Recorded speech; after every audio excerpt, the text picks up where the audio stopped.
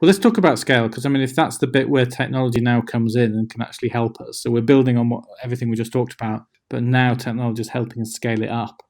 Well, I suppose technology is one way of doing it. Another way of doing it is just getting loads more coaches. Well, yeah, it's more like coaches, and that's challenging on a couple fronts. Sometimes that can work, but sometimes the expertise is in a very few individuals within an organization, and it's not easy to transfer that expertise to many others. So that might not even be an option. And for some companies, what they do is they often train managers to be coaches. And I know that happens a lot in the sales world. And now a manager needs to become a coach, but they might not have the acumen to do it or the time to do it. So that becomes difficult as well. And so some of it can be solved with technology. For instance, you might have a geography issue as everyone's all over the country or all over the world. Then you could use video coaching. So you could use technology to do that. But that solves the geography problem, but it really doesn't solve the problem. You still need a lot of coaches.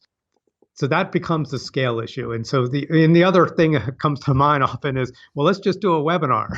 And so we can have our one coach, and that just none of those the principles, very few, maybe one or slight pieces of a couple of those four cognitive science principles are applied in a webinar. It's completely, it's passive.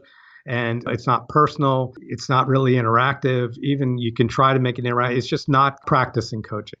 And so that's not the technology solution. So we have to do something better. Yeah. I mean, I suppose I was being slightly facetious saying we could just get loads more coaches, because obviously the barrier is going to be cost primarily.